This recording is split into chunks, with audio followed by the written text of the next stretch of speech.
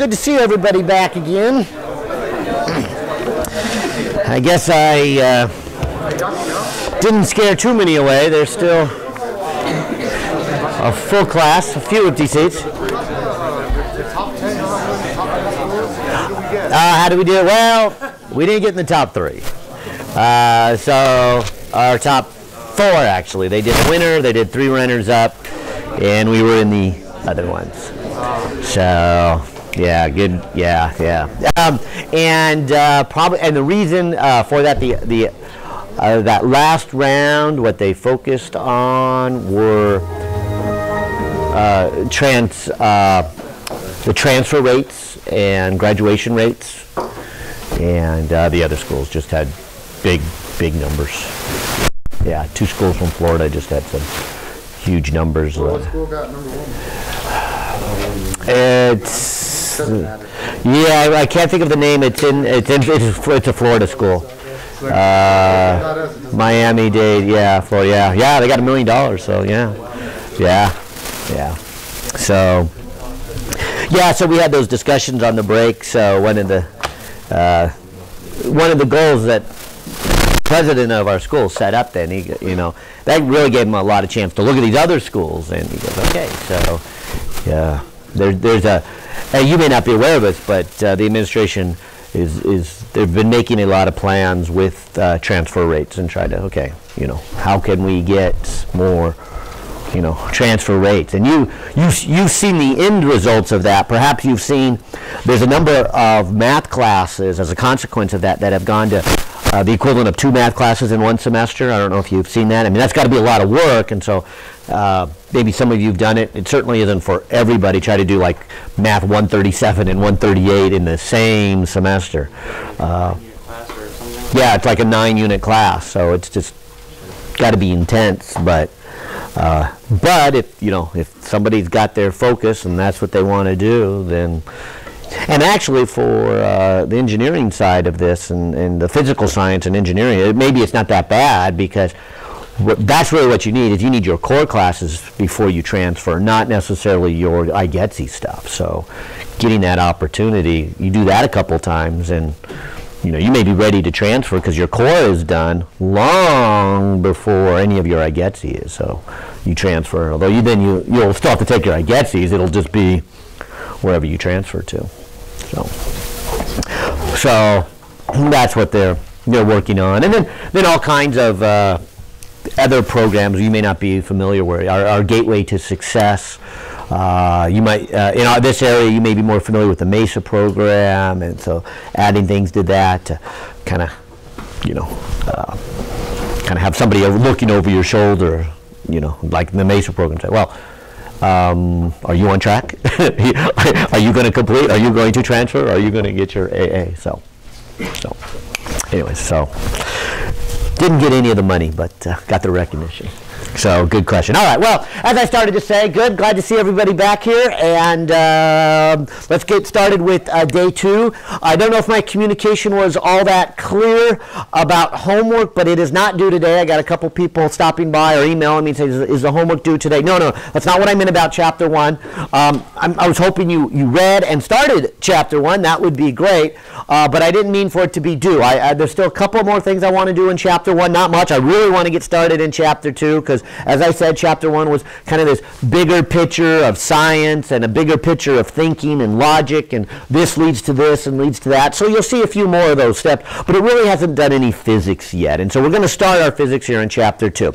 So I hope you did follow my advice when that was read the chapter before you come to the lecture. So hopefully you read chapter 2 already. So I was really hoping that you would have read chapter 1 and read chapter 2. Not necessarily have done the homework for chapter 1. That can be done this weekend, and that's what you're going to turn in first thing on Monday. Now, I should point out there are a couple things different between this class and the 102 class. Somebody asked me last time already about the test and the cheat sheet, and that's a big difference, because in 102 you got that one sheet of notes, and you won't get that here. But I'll say it again, hopefully I emphasized that if this is done right, you won't even want the equation sheet. You'll realize there's only 2 equations on the first test, and everything else is kind of built on something else, and you derive that. So I'm hoping you won't even feel like you need it. But obviously, the first time without it, you will feel lonesome and feel like you can need it.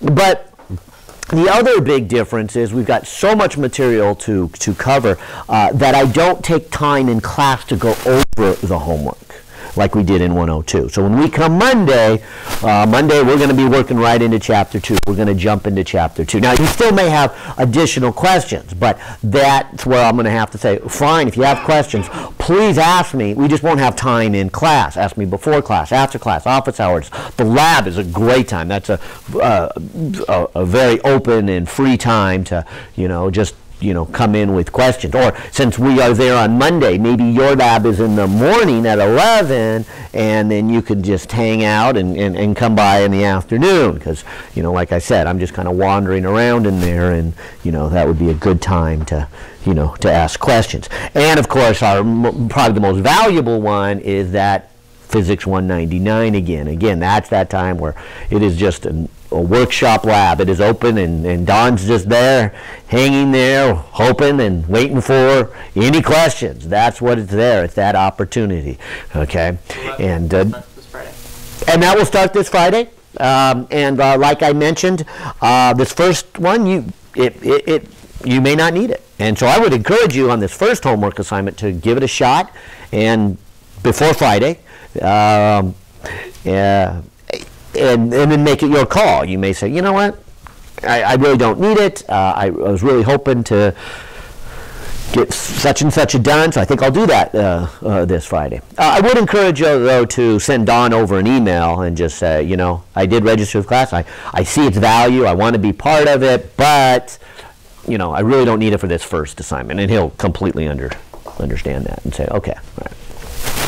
Or you might just want to hang in there the first time. Well, I'm on campus anyways. I think I'll just pop in and say Don and maybe sign the sheet and tell him, hey, I already did the problems. It wasn't that hard for me, so I'm going to split. And he'll go, okay, yeah.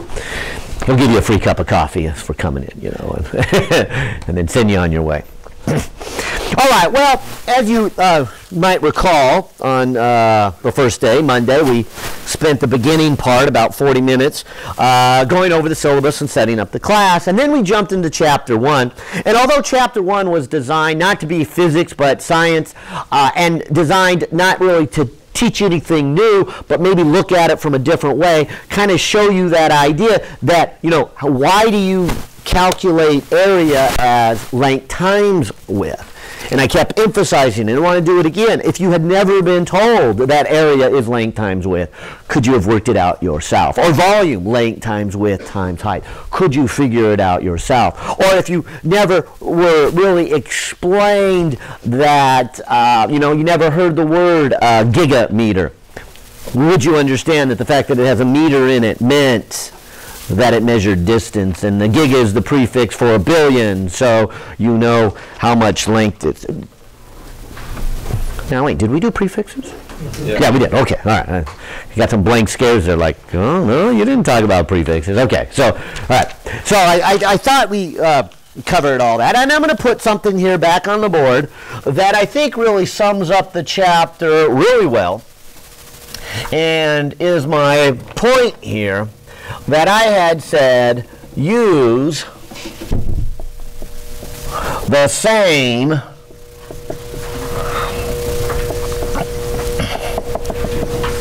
mathematical rules for both, and now I'm going to say all, and I put the numbers and the units, and I showed you some things, and I should have added to that what we did here is also the prefixes as we manipulated around. So did I say C for centa, M for meter? Okay, and so that centa meant 1/100th. Well, one more quick thing, maybe a few calculations as examples, and then we'll better move on into Chapter 2. Because, again, I'll say the same thing here, is the idea of any chapter and the idea of all of physics is to show you a few powerful fundamental ideas, explain this whole universe of the phenomenon that takes place. So the idea is to say, let's just do as many examples as we can. There's no way we can show you everything. As I was saying, maybe we'll do the motion of a train, and maybe we'll do the motion of a baseball, and then all of a sudden you'll go home and the problem will have the motion of a satellite, you know. And so the extension is the thinking process of the motion. It's not that, hey, we didn't do any satellite stuff, we just did train stuff. The idea, though, is now you could do the motion of anything. Even though we only did 2 or 3 objects in class, you could do any object involving motion. And so that's the same idea here. I showed you a few unit conversions. Obviously, I can't show you everything. I'll do a few more, but you should be able to do any of them. And we followed these rules. Watch. Let's try this one. We hadn't really talked about this. What if I came over here and I said that in our workshop we cut a board, and that board was 1.12 meters long. All right. And then we go and we cut a second board. This board's a little shorter. It's only 0.751 meters. All right, and then we cut a third one. This third one is shorter still. It is 0.0258 meters. And so I cut these 3 boards. And now the description is, all right, I want you to go out into the lab and spread out these 3 boards and hook them into ends. What's the total length? Now, I'm hoping this is a simple problem. I mean, what would you do mathematically? All right, you would add them. Well, why would you add? Why wouldn't you subtract? All right, I don't think we need to go through that again here like the multiplication, but do you see how you're making a conscious decision? You see how you're taking your understanding of the mathematics and saying, well, what am I doing? I'm looking for a total. I'm looking for a combination. That means mathematically I'm looking to add them together. So you're not going to be told to add them together. That's kind of the first step. That's how a word problem becomes a math problem, is you've got to make that decision. What do I do with these numbers? How do I operate it? So as simple as this one is, it would look something like this, plus. And so you would say, I've got 1.12 meters, okay. I've got another board that is point, I'll just put a 0 out in front for kind of a placeholder, and it would be 751 meters. And then the other board was 0.0258 meters. And I'm going to add them together. And there's really 2 things I want you to see in here. And maybe you guys already know, but maybe not so much. One happens to be with the units again. I mean, when I add these all together, I'm going to get a number. What are my units? Meters? Why? Because you're adding the meters right there. I mean, I'll make just some simpler numbers. I mean, what if it was 5 meters plus 7 meters? What's the answer? 12 meters? 12 meters squared? 12... You're not multiplying, you're adding. Okay, so I'm adding it, so... And again, we're back to this question. Had you never done it before? You'd say, well, look, isn't that what we said last time? Doesn't this really mean 7 times an m? Plus 5 times an m? So if I factored out an m, that's really what I have, right? All right, so again, not a surprise, but hopefully more of the same, that you're using those numbers with the same rules of mathematics. And so addition and multiplication is all I've really done for you this so far. We're about to start our calculus.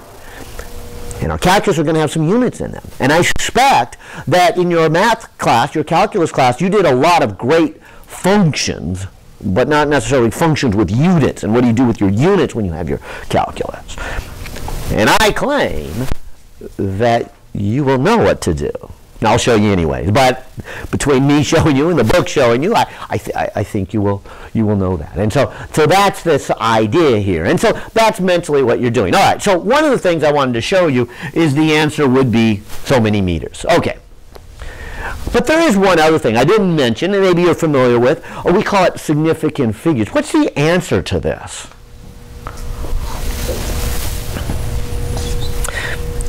I'll give myself a little bit of room. When I write 1.12 meters, what do I really mean in that statement? And this is important because this really is science. This is not mathematics. This is something you wouldn't see in a math class. And your calculator doesn't do it. So you've got to think about it yourself. When you say that board is 1.2 meters, do you mean it's 1.120000000 meters? No, but isn't that how it gets treated in a calculator? What do you really mean as a scientist or an engineer? What do you really mean about this next place, which you would call the 1,000th place? Do you mean it's 0? No, it's probably best to think of it as an I don't know. And so, since the physical world are not these exact numbers, there's some kind of measurement. You can measure to the nearest meter, or to the nearest tenth of a meter, or the nearest hundredth of a meter, or a thousandth, or a millionth, and you can probably get better and better equipment, but at some point you stop. At some point you don't have enough time, or you don't have enough money, or you don't have enough resources, or whatever, but you don't measure any more accurately. And what we really mean in a science class is not that this next digit is 0, but it's unknown. I just didn't measure that far. Now the reason that's important is because look at as we start to add this together. What about this second board? If this second board I told you was cut at 7, what did I put? 5-1? What do we mean about that next digit over here? Unknown. I don't know what it is. I'm not saying it's 0, but I do know this. If I put it in my calculator, it treats it as a 0. And the reason I say that is because if this had been a math class, I would have gone back to this fourth place, and I would put an 8 there. I would add these and put a 6 there. I would add these and put a 9 there. I would add those and put an 8 there. I would add those and put a 1 there. But what would be wrong with that? That implies that it's accurate to that number. Yeah, look at this. This one right here, and maybe I'll put the last one up here also. What was this? 0, 2, 8, 5, 8. 5, 8, and then I don't know. But as you go to add these together, if you just enter them in your calculator is treating this as a 0, and the next one as a 0, and the next one as a 0. And so when you add them together, you get some numbers out here. But I'm claiming that's where a mistake is being made in terms of a science or an engineering. Because look at this. If I try to add, say, this column, what do I get? I don't know. I have no way of knowing what that column is. Now, if it is a 0 and a 0, then 8, 0, and 0 give me an 8. You see, and that's how your calculator would do it. That's how you learned to do it when you learned, because you learned math. And that's where I say you're going to have to be a little smarter in your calculator at times. Your calculator only does the math part of it. It doesn't do the science of it. It doesn't do the I don't know pieces of it. And that's what significant figures are about. And I would suspect that many of you have probably had a science class in one way or another that's been very nitpicky and direct with those significant figures. Is that a fair statement? Okay. And I'm hoping that's really good, because unfortunately I'm not, or maybe it's fortunate, be that nitpicky about them. We're going to focus on the physics, and once in a while you'll make a mistake and I'll probably say, hey, watch your significant figures. That's not that doesn't make any sense. That's not accurate here. But I won't make a big deal over it. But I do want you to understand it, and I'm glad that we have other classes here at the school that really drive it home. This is, like I said, I'll be working on other things, so I won't be driving that home. But I do want, and your author takes some time to make sure you know why significant figures are very valuable here. Even if we won't be exactly nitpicky with them, but I'm trying to point out that this would be foolish to say I know what that number is. To say it's an 8 is just a mistake, because I don't know what it is. And the whole reason I don't know what it is because I would have to call those zeros to figure out what that is. And that's not what we mean when we write down the number 1.12. Same thing for the next column. What would I put here? Unknown. I don't know. It is just an unknown. I mean, obviously the 5 and the 1 I know, and I can add those 6, but then I add to something I don't know. So there's no way that I can say what this next digit is. It's foolish for me to say that that's a 6. It would make no sense. It would violate the whole idea of this number saying I don't know what it is in the thousandth place. So the thousandth and the 10,000th place for this problem should not have an answer to it. There should not be anything written in here, because you really do not know what it is. For you to write a 6 and an 8 would imply that those are zeros. And that's how your calculator would treat it, as a 0, if you just typed it in. So that's why I said you type this into your calculator, this is what you get for the answer. But you better not put that down. What you need to put down then is then adding these together, and with some rounding that's fine. But if you take a look at this, what you're really saying then is that you know all of these, you know all of these, and you know all of these. So you should have an answer here that is accurate to the hundredths place, definitely, because those you know. It's the thousandths you don't know. Okay? Now, some of them at the thousandths we do know. And what we do know is there's enough here to maybe bump it up or round it up more. In fact, that's what this is, right? This 6 means this should be bumped up one more. So, doesn't surprise me, but this would be the answer. It's a 1.90, not a 1.8968. I don't know that. There's just no way. And that's how we communicate it from a science and an engineering point of view. We are saying, I know that it's 1 meter and not 2 meters. I know it's 0.9. I know it's 0 in terms of the hundredths, but by me not writing anything here, I'm saying I don't know, I don't know, I don't know, I don't know. And do you see a difference between those two answers? How is this answer different from that one? All right, this one is saying I don't know the measurement in the hundredths place. But this one is saying I do know it in the hundredths, I don't know it in the thousandths. So 1.90 does not equal 1.9. I mean, try that in your math class.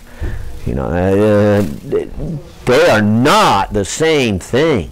They are a different statement. They are communicating something very different. Now, I know numerically on your calculator it's going to be the same, but it's a communication of something different here, that you know the next one is a 0. And so this is what we call the significant figures. This is what we call, what are the digits that are important? What are the digits that are relevant?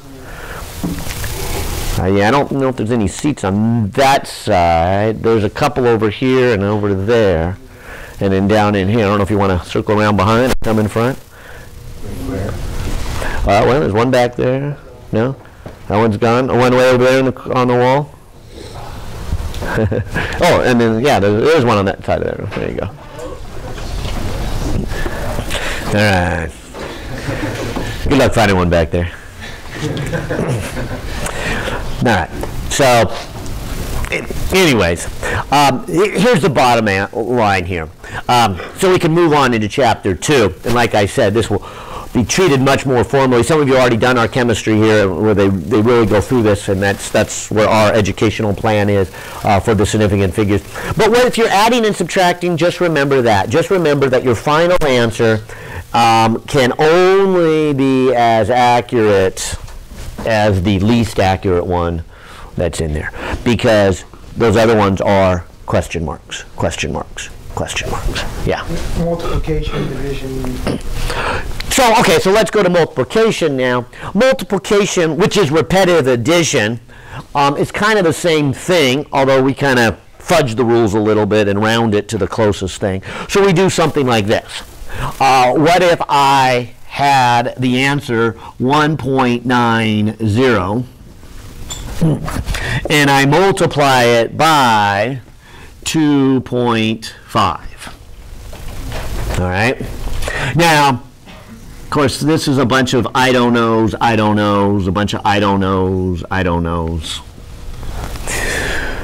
But if we broke this down into repetitive addition, what we'll see here is that your answer can't be any more significant figures than the least significant figures of either of the factors. And that's just the number of significant figures. So you treat addition and subtraction a little different than multiplication and division. In multiplication and division, I think it's even easier. Here, you just kind of got to look for the right placeholder, which isn't so hard, and then you just find out what it is. Over here on multiplication, we just count them. And we say, okay, how many digits are significant? How many are important here? 1, 2, 3. The rest of them are not 0. How about over here? How many are important? 1, 2. So the answer is going to have can't be any more accurate than the least accurate, so it's going to have 2 over here. So if I get out my calculator, whatever 1.9 times 2.5 is, so 1.9, I'll even put 1.90. Obviously not needed for my calculator, but it'll help me mentally, times 2.5. On my calculator, it says it's 4.75. But again, you need to be a little smarter in my calculator. That's not quite right, because this last digit right here is a consequence of the unknown of that digit. So it would be a mistake for me to claim that I know that 5, because for me to know that 5 would be treating this as a 0, which is how my calculator did it. That's why my calculator gave me the 5. So foolish for me to say that, so I'll round it to the nearest one, which in this case it's rounding up, and there would be my answer, 4.8. So 2 significant figures here, because there's 2 here, 3 here. This can't be any more accurate than any of the pieces. Okay? This can't have a precision any more than the least precision of those. Okay? And so that's the general rule for multiplication and division. In fact, probably best if I do that by example, and so that's how I thought I would end this chapter, by saying, okay, let's do some more calculation. A calculation that involves using units, converting of units, using the rules of mathematics, paying attention to the significant figures, and just a thinking problem to begin with. And it's not a hard one, but one that is going to show you the pattern of, here is a word description, how do you turn it into an equation, where do you go? Kind of setting the stage for all the problems we're about to face. Yeah. What if you had a number that was like relatively accurate, so like let's say the 1000th place, and you multiplied it times 2, just because let's say you had to multiply it times 2? I'm glad you asked that one. Well, I'll answer now. I was going to wait to do my example, but here's what you're saying. Let's say you said to a 1000th place. So let's say it's 1.172 times, and you said 2, right? Yeah. But 2 isn't a measure. All right. Just be like.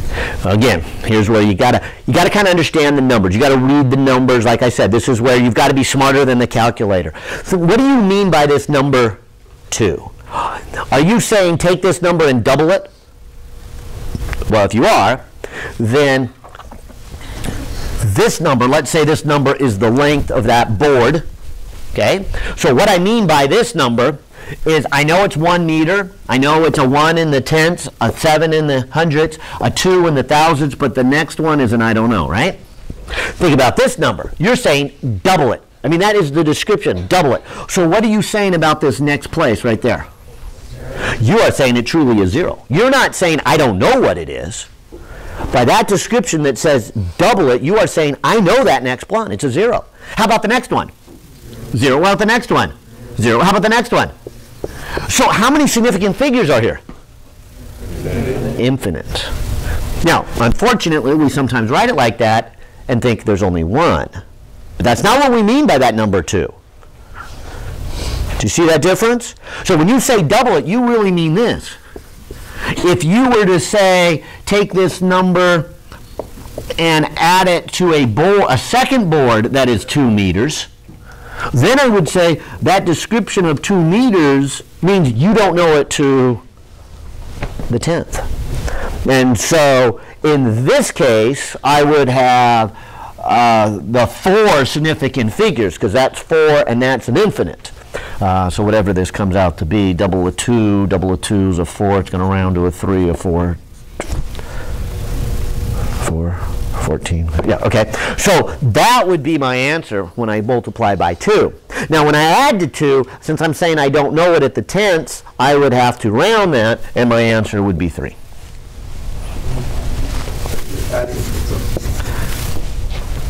Okay. Or if I was multiplying, I just couldn't think of a good example of how I would multiply area. I had one board this way and one board this way, and I said, what's the area those 2 boards make? But again, since this board is 2 meters with an I don't know, mathematically, sure, I would multiply them together, which is that number, but only one significant figure here, so the answer is 2. And just 2, I don't know. So, this, what we call exact numbers, sometimes make significant numbers hard because people are like, is it an exact number or not? But I hope that helps, because you really mean an exact number, 2, 0, 0, 0. 0 can be the same way because, you know, does 1,900, what do you really mean by that? Do you mean that these zeros are measured? Or do you mean those zeros are there just to tell me it's 1900 and not 19? And that one can be confusion. It's why we like to do it this way. Because when you write it in scientific notation, every digit is a significant digit. There are no placeholders anymore. And this becomes the placeholder. So that one can lead to some confusion. Zeros can lead to some confusion. But if you had this, 1903, the fact that you know that one means this one must also be a known one. It's not just a placeholder. It's one you actually measured in the tenths, and you come out to be a 0. All right, well, good questions, and I hopefully illustrate all these in this example I labeled out. So I'll start with this. I'll start with some given information. And so as I wrap up this chapter, here's the given information. What if I told you the radius of the Earth? And I'll just say the average radius of the Earth, since you probably know the Earth is not a perfect sphere, but not getting into the details of it being a perfect sphere. Let's just say it's roughly a sphere. And so if I were to come over here and say, all right, let's look at the average radius of the Earth. By the way, it's listed in the front or back cover there of the book.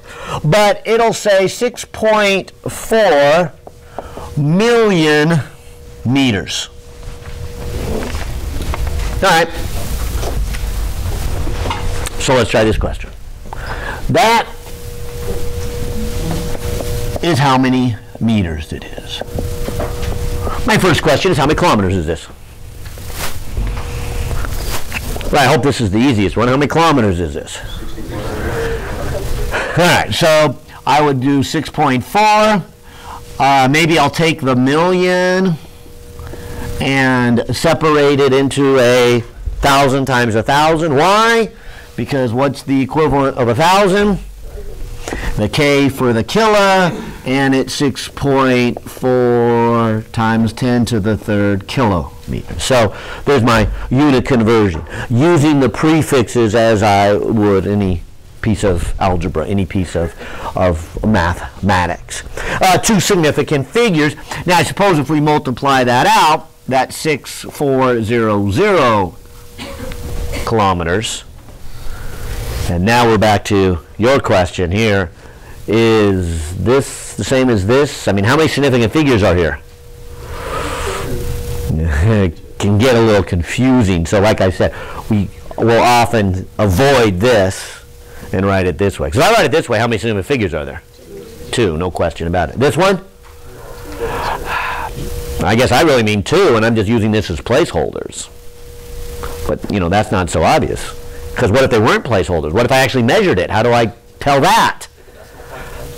One thing we do is we'll do this. Okay. But what if only this one's significant and this one's not? What do I do? Yeah, the best answer is it's 6.4 times 10 to the third, 6.40 times 10 to the third, or 6.400 times 10 to the third, and there's no issue about it. Okay, so scientific notation is designed for just that every digit is now significant. There's nothing involving placeholders anymore, because that is carried by the power of 10. So that's why it's there. So we can still get into some confusion. But this would mean 2, 3, and then 4 significant figures. And so these are not equal, even though they would, you know, appear that way on a calculator. And, you know, if you programmed a computer, the computer would send it back and say, yes, those are equal. No, they're not equal. There's something very different about that, and you want to communicate that. All right, well, let me keep going. So there's the radius. Let's see. There is the radius in both meters and kilometers. How about this question? How many miles is it?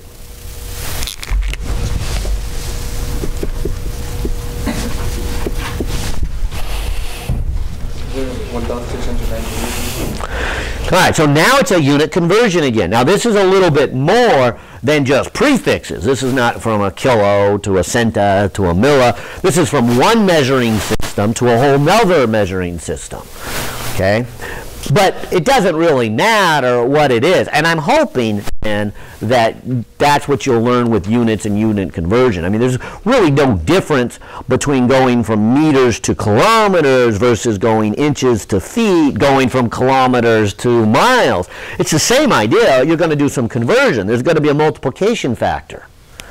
Although I must admit, when it's just kilometers to meters, the multiplication factors are multiples of 10, and it's easy to do multiples of 10 in my head. But other than that, if it's from inches to feet, it's a multiplication factor of 12, right? If it's from inches to yards, it's a multiplication factor of 36. If it's from feet to miles, it's a multiplication factor of 5,280 feet. So it's the same idea, and that's what I want to emphasize. So you'll notice that, you know, half the time we use the metric system, and half the time we use what we now call the engineering system. It's the old British system. And I'm hoping that you'll finish this class going, yeah, it's just the same thing. It's just different conversion factors. And the metric system is nice because those conversion factors are powers of 10. But it's still the same logic. So I need a conversion factor, right? The conversion factor is from meters into miles. And I don't necessarily expect you to know that off the top of your head, but I will say it's in the front cover. I heard somebody say it. What is it? All right, so there is 1,609 meters in 1 mile. At least that's what I would get if I opened up the back of the book. That is, if you laid out 1 mile, and I took a meter stick, I would lay it out. How many would fit? 1,609. Now keep that in mind, because it's going to bring up an interesting question about significant figures here. It's 0.3, 0.4 as well. Does that matter? Let's say I don't know that. Well, I don't know it. You know it. Good. But pretend you didn't tell me it. Okay? Because, and even if you did tell me, what's the next digit? There's going to be some place that you're going to have to say the next digit is, I don't know. And it's not 0. So, how many significant figures are here? 4. And if I use the 3, I already forgot them, but the 3 you rattled off, then there would be 7, right?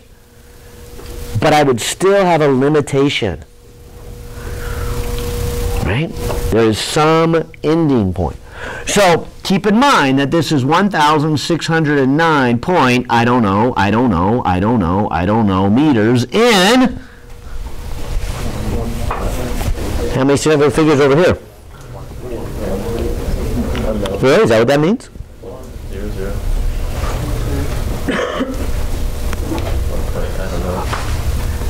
Now, I got to admit, sometimes this is hard to interpret, but here's what the book is saying. The book is saying you lay out exactly 1 mile, boom. How many times can you fit a meter stick? And they get to 1,609, and then there's a little bit more. So without worrying about the little bit more, they leave it at 1,609. But what about the other side of the equation? What is that 1? Yeah, they mean literally 1 mile. By definition, 1 mile. 1 mile. No questions about it. That's the definition. 1 mile. There it is. So how many significant figures are on this side of the equation? And we're back to your question. This is, you beat me to the punch here. But sometimes it's hard to interpret that. So as I look at this conversion factor, and I want to keep, what do I know? I know that I've got an infinite number of significant figures here, right? And I've got 4 here. And if I wanted to, I could get more, right? But I'm going to use this conversion factor with this number. How many are here? 2. So no matter what I do, when I put these together, how many am I going to have at the end? 2. So it doesn't really matter if I go and look these up. Now, that's not the limitation. The limitation, the accuracy, is limited by the fact I don't know the Earth's radius accurate. It's not that I don't know the conversion factor. So the conversion factor is plenty accurate. Now, had I known the Earth's radius to 5 significant figures, then the limitation factor would be here. And that would make me want to get the next digit. Because there's no reason I should limit myself here when all that would take is a flip cover of the book or a quick type into Google and find out what is the next digit. Okay? I suppose that matter. I could probably do a Google search and get the next digit. But it would miss my point. My point is there's going to be some kind of limitation somewhere. And you've got to find out what it is. And if you want it better than that, that's the one you have to increase. The other ones aren't going to do any good. So here's what we really have. We really have this converted with that. And so how do we get to the answer? So I guess we'll start with the fact that I know this number, 6.4 million meters. What do I do? Now, be okay if I just solve this equation up here for meters and substitute it in? I want to get rid of meters. Emphasizing same rules of algebra. Watch this. How would I get meters by itself? What if I divided by 1,609? Doesn't this say 1 meter is what? 1 divided by 1,609 miles. Isn't that what that equation is saying? And what if I put that into here? I would have 6.4 million. And in place of the m, I put 1 over 1,609 miles. Ta-da! Same rules of algebra. Hopefully nothing real complicated. Like I said, it's a multiplication factor. It's just not a multiplication factor that you can do in your head. You're going to need to get the calculator. So, again, converting, like I said, whether it's from centimeters to meters, or whether it's from inches into yards, or feet into miles, or from one system to another, from meters into miles, it's the same process. Get an equation, do a substitution, follow the rules of algebra, get the units you're looking for, do a substitution out. Substitute what a meter is equal to. And that's what it is. A meter is equal to that. And if it doesn't come out to be a nice multiple of 10, don't do it in your head. Get out your calculator.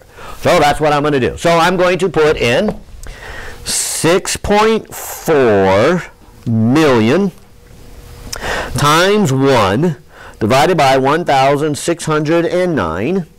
And this comes out to be 397.625855 miles, right? No. What am I missing here? Yeah, there's no way you can claim that. You don't know that digit there, and you don't know that digit there. So there's going to be parts here that you don't know. And that's what we were talking about over here. So you're limited to the accuracy of the numbers you're working with. So we said it already. I'll ask again, though. How many significant figures here? 4. How many here? Infinite. Good. How many here? 2. So which is the smallest? 2. How many do you answer? 2. So I really need to know just these. These are I don't know, I don't know, I don't know, I don't know. There's no way you could know those, even though they're on your calculator, because they would come from right there. And so you can tell here that what I'm really after is getting to understand, why do we have significant figures? Why are they important? Why do I care about them? Because I'm afraid sometimes that doesn't get across. You learn the rules of what to do with them, but not why are they relevant? What does it matter? It does, because you would be foolishly saying something that there's just no way you know. It always reminds me of the sign when I'm coming into Santa Barbara. It says Santa Barbara population. I forget what it says now. 102,317. Really? 17. Not 16. Really? You tell me somebody counted it. Every single person. And even if they did, I'm sure by the time somebody put up that sign and printed it, there's no way. Somebody's got to be born, somebody died, somebody moved. Yeah, I just need to get rid of that, you know. Maybe within 1,000 it's still valid, you know, but there's just no way it's known. And the same thing here. This doesn't make any sense. There's no way I know that. I can't. I don't know those. So rounding this up, this is, 4,000?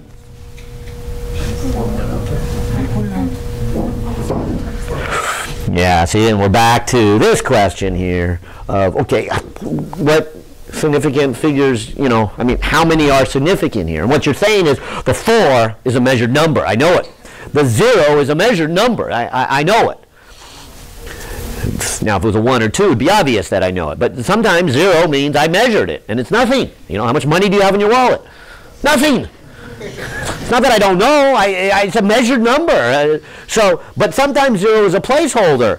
And so this is a placeholder, and this is an aggregate. So probably best to write it as 4.0 times 10 to the third miles.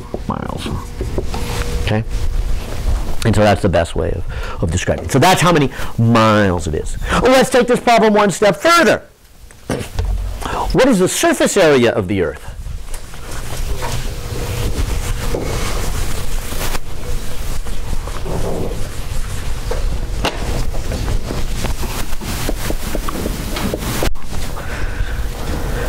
What are you going to do? Oh, good. Some of you have already started there. And the first one is hopefully so obvious, you're going to say, well, what is the shape of the Earth? You know, I mean, so you start digging up some geometry, right? You say, well, the shape is a sphere, roughly. And then the next question is, okay, how do you get the surface area of a sphere? Well, you may not remember that one, but some people did. What was it? 4 pi r squared. Yeah, so the surface area is 4 pi r squared. All right.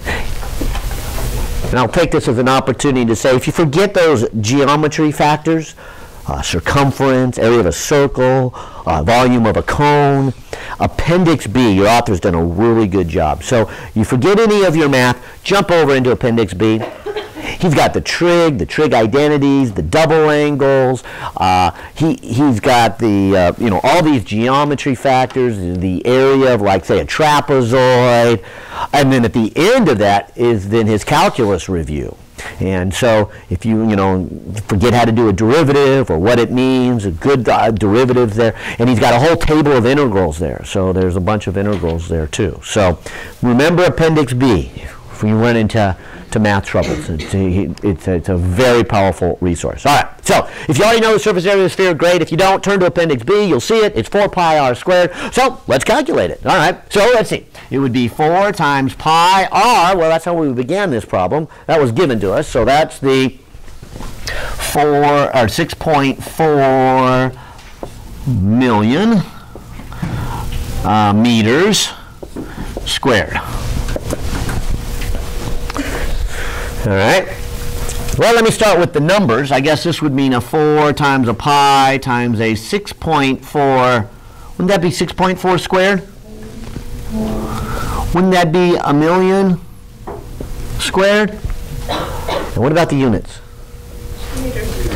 Meters squared. See how I did the same rules of mathematics? See how I did x, y, z squared is x squared, y squared, z squared? Right? They distribute it out. So, rightly so, I would expect this answer to come out in square meters. And my logic matches my unit. Another part of unit analysis is ask yourself, when I'm all done with the problem, did my units work out right? It's a good help in clue that if your logic is right. I mean, let's say you had the problem. I gave you an easy one at the end of class last time and said, all right, $4 a gallon for gasoline, 6 gallons, how much does it cost? Okay, well, 24. You multiplied, right? And as we went through there, the gallons canceled out and we came up with dollars. So if our logic is correct, that we should multiply, then our units better come out to be dollars. That's how we check our logic. If our units don't come out correctly, then our logic is wrong. And so in this case, my logic tells me that it should be square meters. Well, what is area measured in? Square meters. Good. If those don't match, I need to go back and look at my logic. Something probably is wrong with my logic. I did hear someone tell me that this was r cubed. Now, had I done that, I would have gotten meters cubed. And that would have told me, uh-oh, I am doing something wrong here. And in that case, I've memorized the formula wrong. I've put in the wrong one. Well, let me put in the numbers then. And so I'll grab my calculator here. I've got a 4 times a pi times a 6.4 squared. And I'll just do that one with the calculator. That's 514,785 times 10 to the 12. But no, I'm not done. What am I missing here? Sig figs. Even though all those digits are on my calculator, don't use them. So we got to find the least significant. We already mentioned this one. I'll do it again. How many are here? 2. How many are here? Infinite, right? This means 4. This is not, roughly 4, because that's what I measured. And again, you have to probably go back a little bit. It's hard to recognize, but that's not what the geometry means. It means exactly 4. Not 4 and I don't know. It is 4 exactly. 4.0000. So we've got an infinite here. We've got 2 here. How about pi? Yeah, there's 10 of them when I hit that pi button on my calculator. So I would say there's 10. So there's 10 here, infinite here, 2 here. The smallest is 2, so I should have 2 in my answer. So this should be a 5.1. Times 10, and let's see, that number gets smaller, so that number gets bigger. And there would be the best answer. 5.1 times 10 to the 14th square meters. How many square miles is this?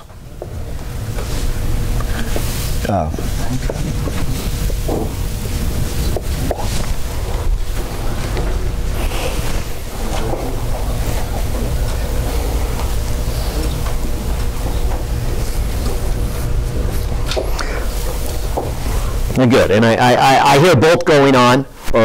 One way, probably the easy way, but the way I don't want to do it because it's going to miss the point I'm trying to get you to see. But we could do the same thing and this time put in our radius in miles, and we're going to get square miles. Okay, fine. But we already know area. Couldn't we just do a conversion from square meters into square miles? So let's do that. That's really what I want to see. So how am I going to convert this? How am I going to convert a square meter into a square mile? 1 square mile. Yeah, don't I already know this? I mean, wasn't this already worked out that 1 meter is 1 divided by 1,609 miles, right?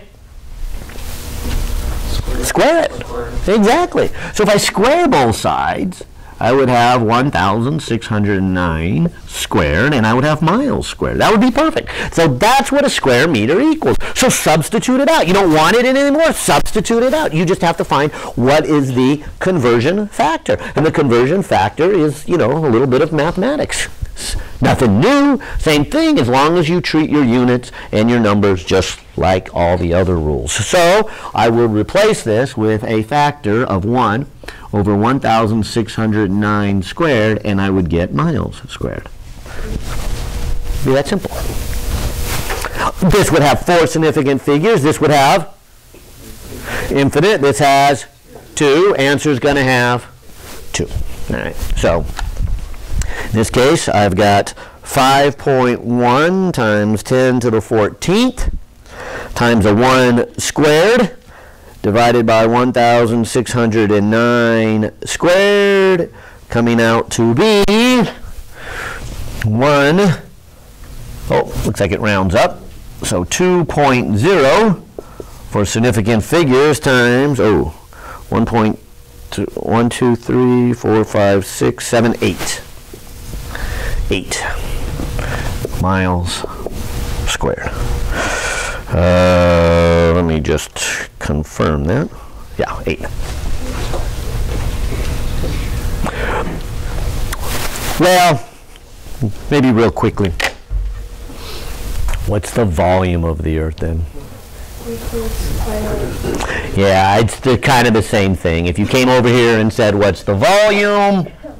Question mark, you would say, okay, well, what kind of geometric object do I have? I have a sphere. What's the equation for the volume of a sphere?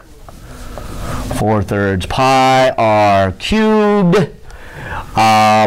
Put that in. This becomes then 4/3 pi. R earlier we said is 6.4 million meters. We cube it. How many significant figures? Infinite. How many significant figures? Infinite. How many significant figures? 10. How many significant figures? 2. So I'm going to have 2 in my answer. So 4 divided by 3 times the pi button here times 6.4 raised to a 3rd power. 6 raised to a 3rd power is 18. This is 1098, so that becomes 1.098 times 10 to the 21. 2 significant figures then gives me 1.1 times 10 to the 21 cubic meters. Yay! Right? How many cubic miles is this?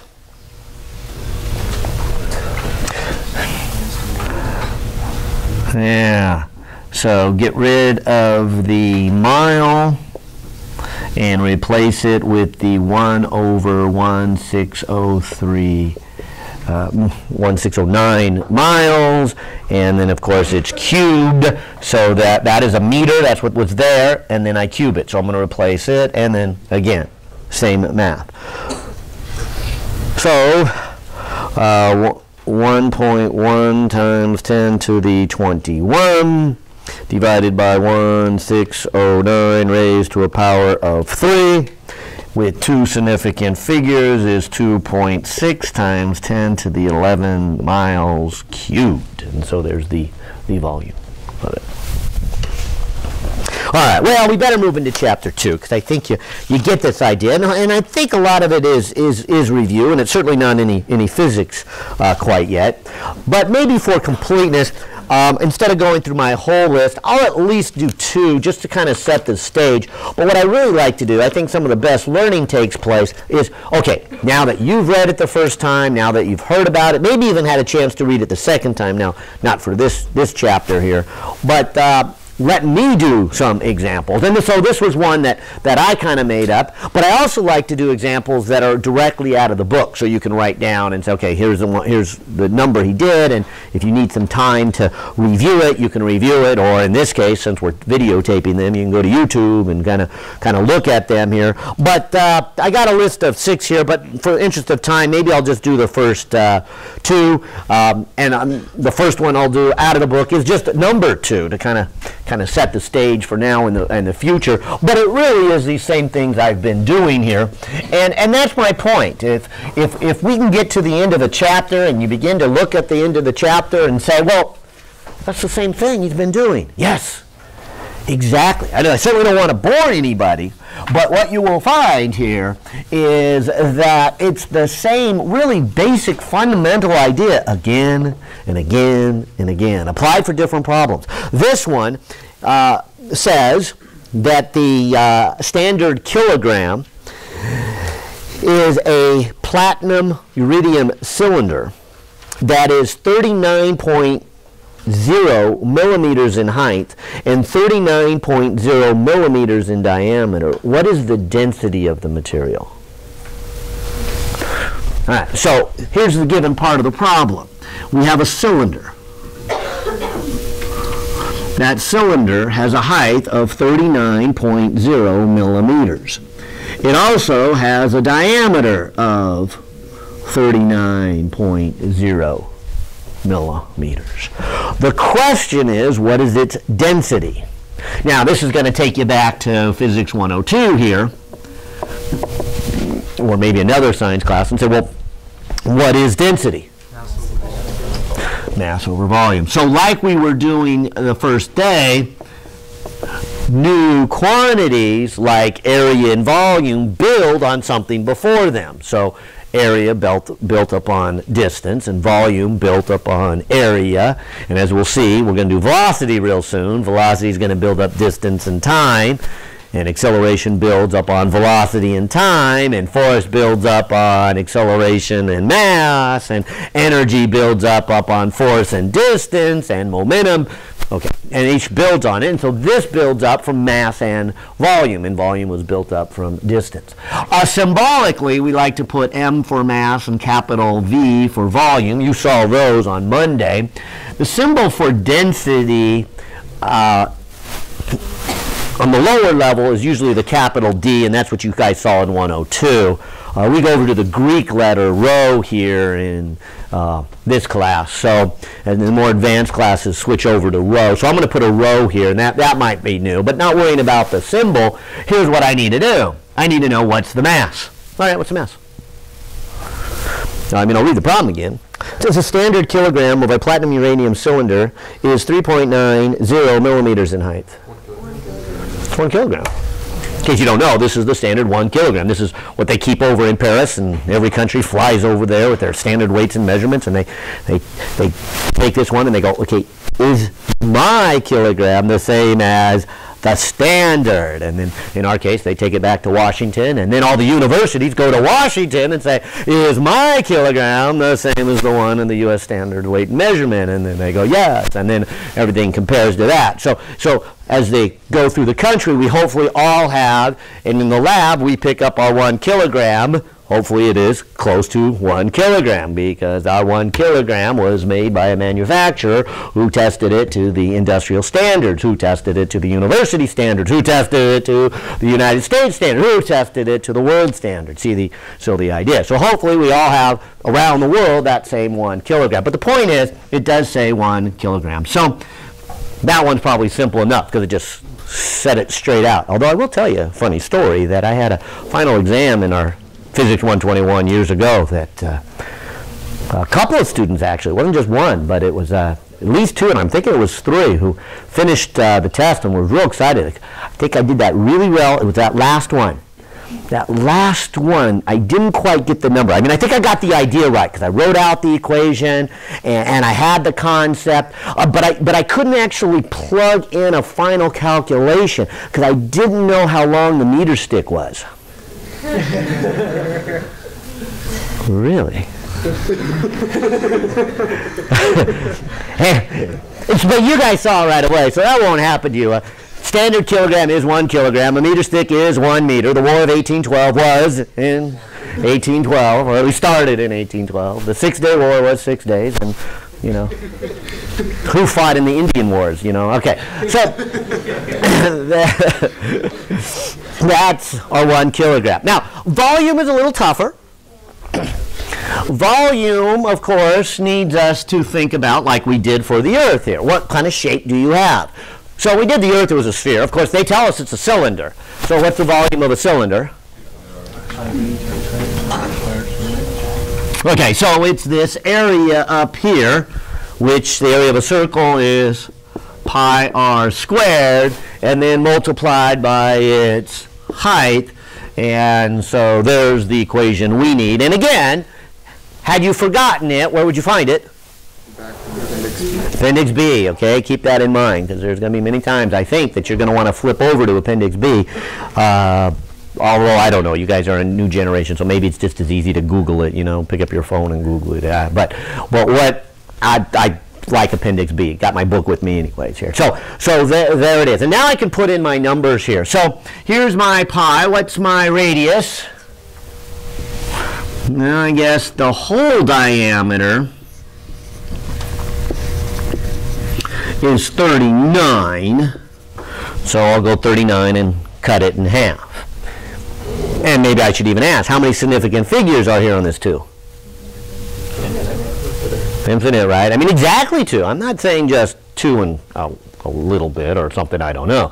I mean exactly 2. So this is 2.0000. And the height of it is also 39.0 millimeters, right? All right, so let's run through this. I can put in the numbers in my calculator, and I will in a second, but I know you can do that. But let's look at the significant figures and the units here. How many significant figures here? Yeah, this is the world standard definition. I'm sure that's why the author picked this one. This is 1 meter. You can't debate it. This is 1 meter. What if a little piece chips off? Still It's still 1 kilogram. Sorry, it's still 1 kilogram. That's the standard. In fact, it is an interesting problem in the science community. They're very concerned about this iridium platinum. I think it's over the last 200 years or something, they've measured it lost 0.00000, so some amount, and they're like, ooh, you know, what's going to happen in 1,000 years? So, and for other things that, you know, very, very accurate measurements, it will matter. It's why, by the way, many of the other standards have got away from, I mean, the definition of a second used to be, well, 1 revolution of the Earth was a day. Cut that into 24 pieces, that's an hour. Cut that into 60 pieces, that's a minute. Cut that into 60 seconds, there's a second. So that was our definition of a second. Not anymore. Because what if the Earth slows down or speeds up? And does it? Yeah, it does change. So they've gotten away from that and said, you know, that's probably not a good standard. The speed of the Earth keeps changing. And in fact, that latest earthquake in Japan back in March shifted the mass of the Earth. And they measured the speed of the Earth. It's changed. And as humans build dams and make water up high in the mountains, it's like somebody spinning and putting their arms out. It slows down the Earth. Not that we're ever going to notice it, but the equipment can notice it, and these are some accurate changes. So they don't do that. Now they do it with the vibration of a cesium atom and how many times the electron goes around, and same thing with a meter. They don't worry about the length of a meter stick and the meter stick changing anymore. They say how far would light travel in a small fraction of a second in a vacuum in outer space. So pretty much everything except mass has gotten away from things that change over time. Anyway, that's a little side note there, but you did say it right. How many significant figures?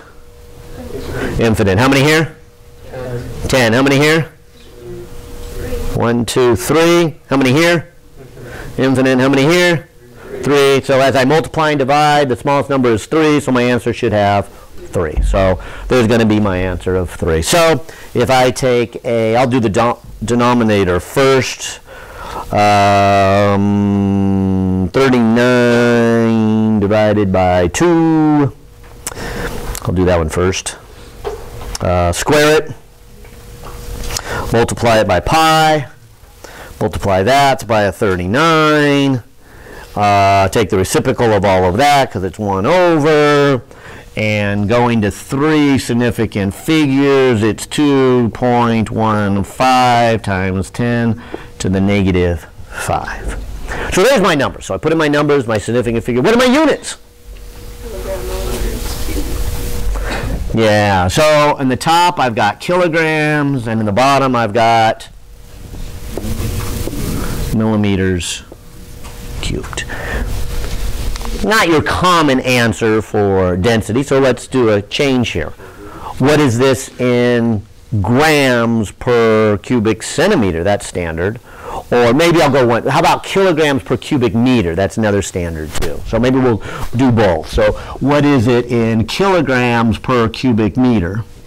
What is it in grams per cubic centimeter? There's kind of another standard. All right, well, I think this one's a little bit easier. How are you going to convert this?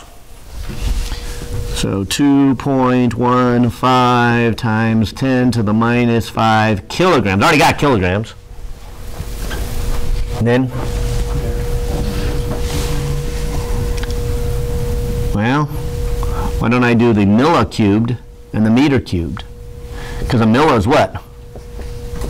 Isn't that 10 to the minus 3 cubed? So this should be 2.15 times 10 to the minus 5 kilograms per 10 to the 9th cubic meters. And so there's the part I'm after, kilograms per cubic meter, right? Did I do that right? Negative exponent. Type the negative 9. Oh, negative 9, thank you. Ah, good. Thank you. A number of you give me some funny stares, so I wish I could say I did that on purpose so you're paying attention, but I didn't. I just dropped the negative. All right, so negative 9. Then when I bring it up, it's positive. Maybe that's what was going on in my head. It's positive, so this becomes 2.15 times 10 to the positive 4. Right? So about 21,500 kilograms per cubic meter. Oh, what if I was asked to do this one? How do I get it to that one?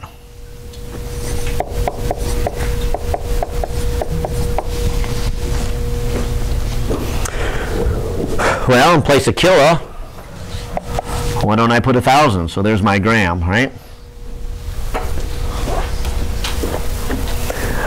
I still got my meter cubed, because that's what that would mean, right? Meter cubed. And then my millimeter cubed is what we did here. This would be 10 to the minus 9. So that's essentially the same thing we did up here, except I put the 1,000 in for the kilo. But I don't have the centa yet, right? I've got the gram, but how do I get to the centa now? Well, what if I put a centa cube down there, right? Now, if I do it to the bottom, I got to do the top, right? So I got to put a centa cubed. Right? Isn't that just 1 right there? Not changing anything? So I put a centa in the bottom, I got to put in the top. Except for the top, I'm putting in terms of numbers. In the bottom, I'm putting in terms of symbols. And so there's my conversion. So that what I have as far as my units go are right there. Grams per cubic centimeter. Yay! And then I have my 2.15 times 10 to the, this is 10 to the minus 6, right? So a minus 6 and a minus 5 make minus 11. Add 3 is minus 8. Plus 9 is 1. So that 10 to the 1. So this is 21.5 grams per cubic centimeter. It's pretty dense, but I think it's right.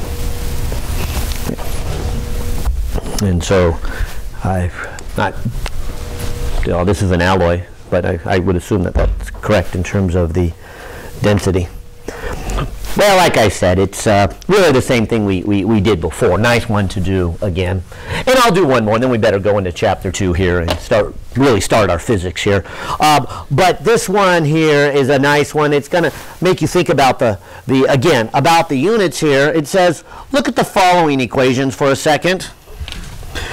Look at this equation. It says velocity, and maybe this is a little premature, because we really haven't mentioned velocity yet, although we've seen it in 102. What are the units for velocity? Meters per second. Yeah, meters per second. All right, so if you don't already know that, that's the units. Plus acceleration times position. Now, so what's the units for acceleration? Are you familiar with that one? Meters per second squared. And here's what the author is asking. Is that possibly a valid equation?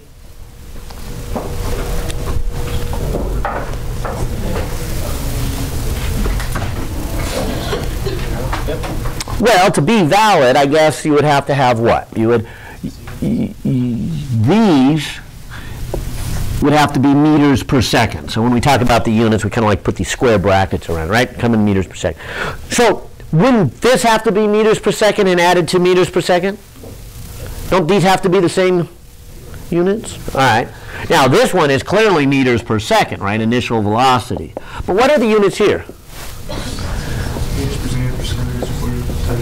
Okay, acceleration is meters per second squared. Position is another meter. So I'll put in squared. Can you put those two together? Can you go 5 meters plus 7 meters squared? No. I mean, why can we put 5 meters together with 7 meters? This is how we started an hour ago. Well, you are really taking the 5 and the 7 and factoring out the common unit meter, and then you put them together as 12 meters. Can you put these together? I mean, I suppose you could write it as 5 plus 7m times m.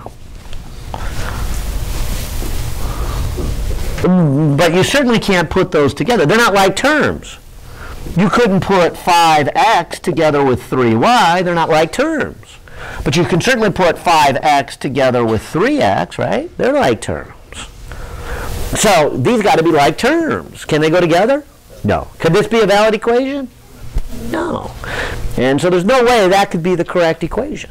So again, use that unit analysis to study, to take a look at it. It will help check your logic. You'll see right away that this is possible or this is impossible. And in this case, this is impossible. In fact, the question then goes on, if that equation now is impossible, what variations could you do with that equation that might make it possible?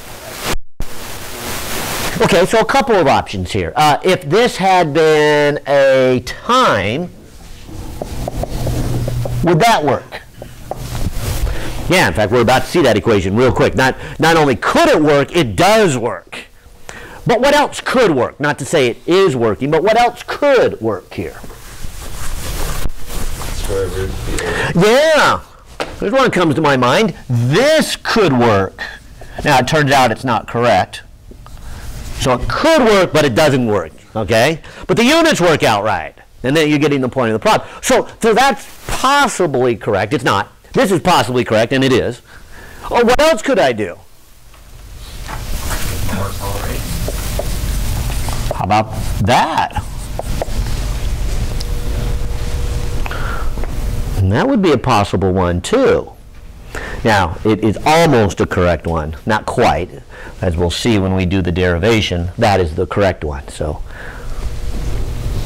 we will see that one here in a little bit.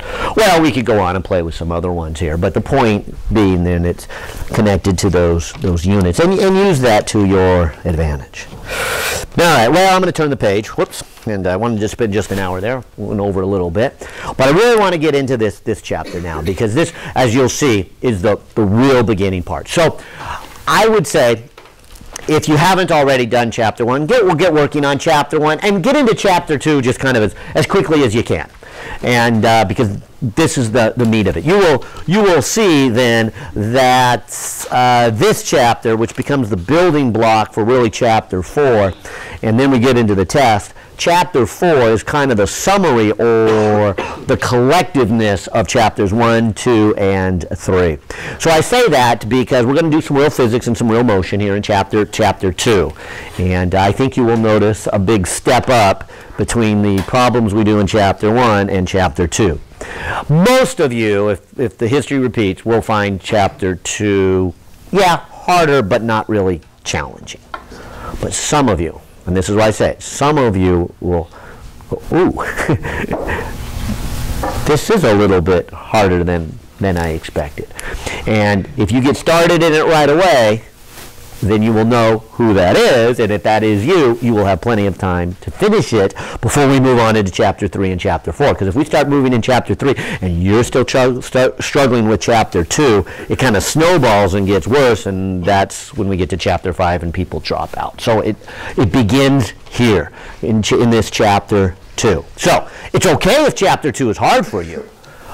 You just need to make sure you spend the appropriate amount of time learning the material, and that's my warning for you. Discover that now. Discover it before this weekend is over so you can have all next week to do it. Don't try to discover it next weekend. But only chapter 1 is due on Monday. But I would say do as much as you can. I don't think anybody will have a really hard troubles with chapter 1. There may be one or two problems that you're like, I'm not real sure about that. But for the most part, I think chapter 1 will go well. It's chapter 2 that, again, most of you will go well, but there'll be a percentage, I'll call it 20%, that will go, ooh. And I'll give you this hint. It's about the details. Maybe I should just wait till I get to some examples. But it's not that any one particular problem is that hard. It's just the details to keep track of. And so clear thinking and organization goes a long way here. Nice clean sheet of paper. Write everything down, spread it out, keep some organized thoughts. Because what you'll see here is the goal here is for me to take, what did you learn in Physics 102? Speed, velocity, acceleration. That's all we're going to talk about. You've already been exposed to that. And we're going to take our calculus that you learned in 150, and we're going to try to integrate them together. So anything I do in this chapter, you've seen. But it's the details of integrating them together, especially when we get a problem that has two objects, starting at two different times, at two different locations, going in two different directions. It's a lot easier when it's one object going obviously in one direction, starting at only one place. But you start getting two objects and three objects, then it's the details. So that's kind of my big overall warning here, but let's go back to 102. In 102, we learned about motion, and that's where I want to start. I want to start with motion. And so the first thing we do is say, what is speed and velocity? Is there a difference between speed and velocity? What was that difference between speed and velocity? Velocity has a direction. Yeah, so velocity talks about a direction. And so speed is just the number part, right? So if you're in a car going 55 miles an hour, that would just be its speed. But if you say 55 miles an hour to the north or 55 miles to the south, that is now saying it's velocity. Okay? East, west, up, down. More on that later, but this chapter, we're just going to worry about one-dimensional motion. So call it speed or call it velocity. They're going to be one and the same right now. We're just going to move along an x-axis. That's a good place to start. Now that'll change in chapter 4. Chapter 4, we'll start going left, right, forward, back, up, down. Okay? But for right now, we'll just move along an x-axis. Even if that is an x-axis that's up or down.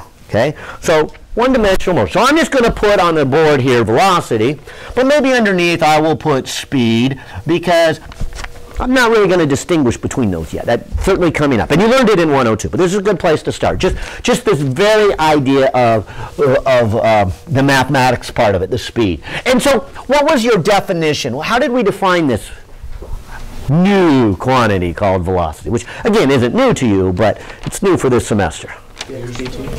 All right, so we said it's defined as a rate. That is, how much distance did you travel in a particular amount of time? So, distance traveled per time taken, right? All right, so let's put some symbols up here. That's that kind of idea. And I think you already know it, but maybe it's worth asking. If you were to say your velocity was 60 miles per hour, what do you mean by that? Do you mean you go 60 miles? Do you mean you travel for 1 hour? Your rate of 60. Yeah, your rate. That means if you were to travel for 1 whole hour, you would go the 60 miles. You may not go 60 miles. You may go more, you may go less. Depends if you go for an hour more or less, right? Okay, so it's a rate here. And then, of course, we would put in some symbols. So this is the definition.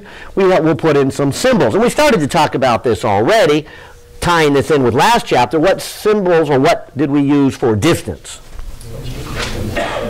Yeah, good. You remember it's a delta x, not necessarily the d, because we're going to be a little more mathematical here. So we've got a grid, we've got an x-axis, we've got where it starts, where it ends, and so if I made a little timeline, an x-axis here, and I said, okay, here's where the car finishes, here's where the car begins, this delta x then would be the final position minus the initial position, right?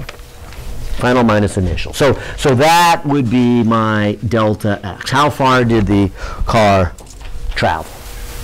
All right, time taken. What shall I do here for time? Yeah, I'll put a delta t also, meaning that, again, there would be some time lag here.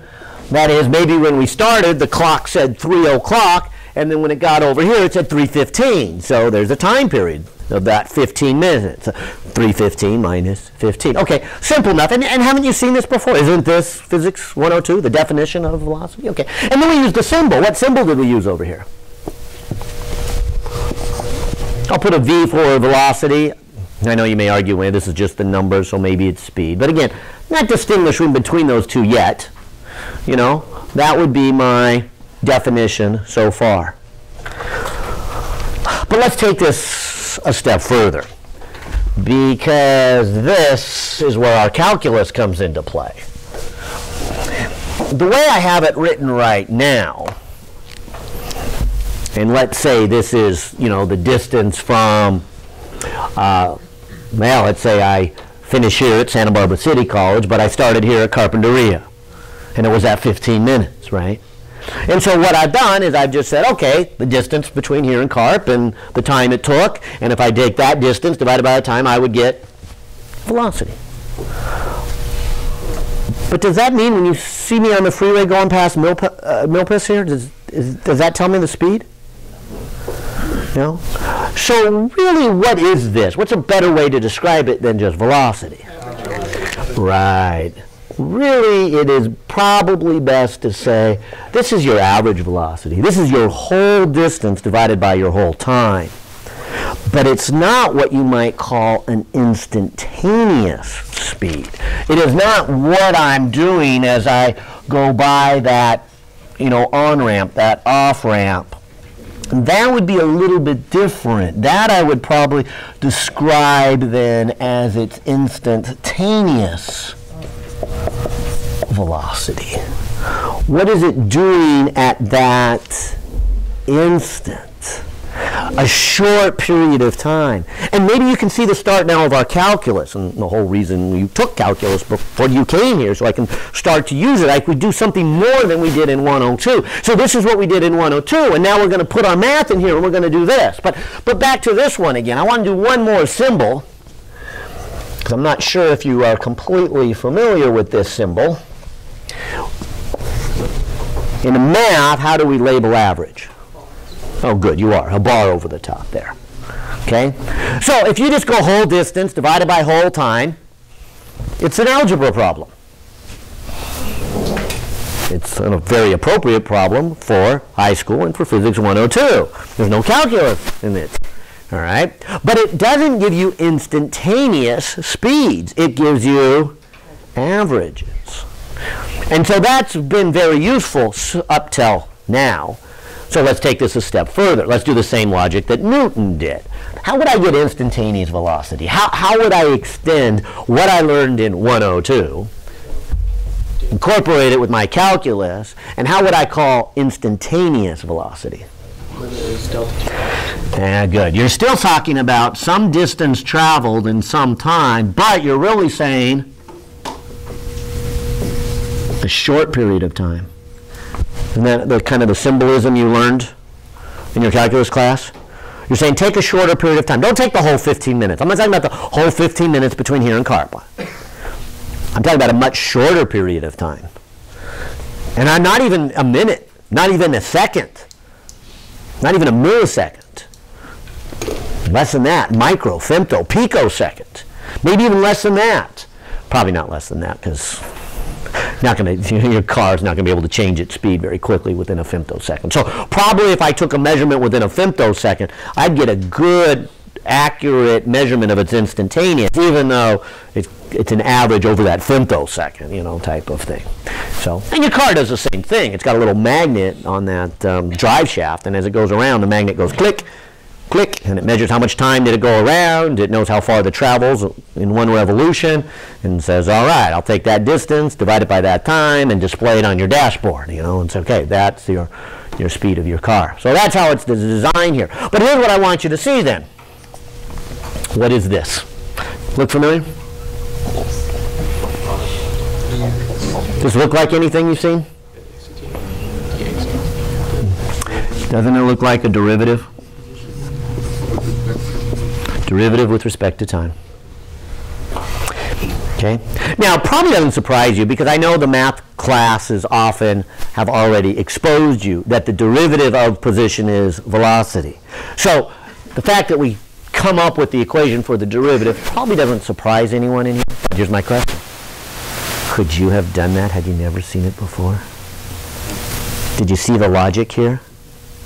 You see how we worked it out? And again, it's that skill that, to be quite honest, you don't have to do much of this semester. Oh, but next semester, you're going to come in and say, I could not do number 17. Oh, well, you do this. Where'd you get that equation? Oh, well, it's the limit as time goes to 0.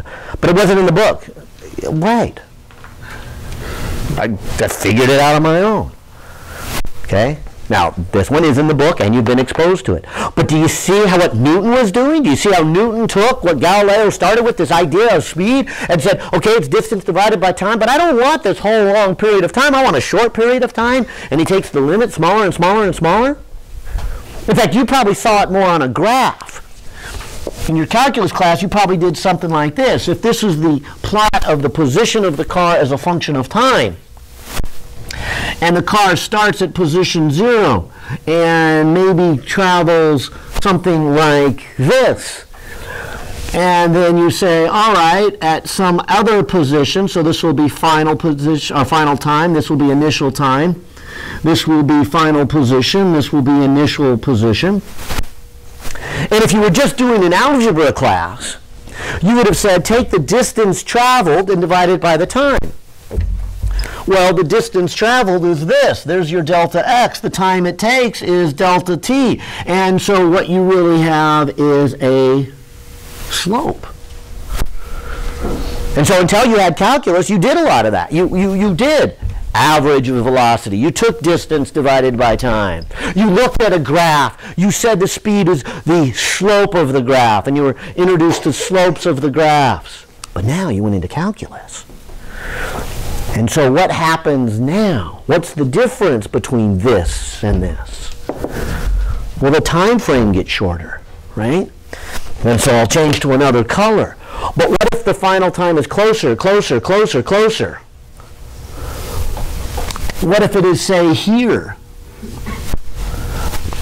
Isn't that then the average between those two? And if you take the limit as time getting 0, doesn't this point get closer and closer and closer? I'll change colors one more time. So what eventually do you get? 2 points, really close. So close that they become 1 point. And a line that touches a curve at 1 point is called a tangent. So the derivative must be a tangent.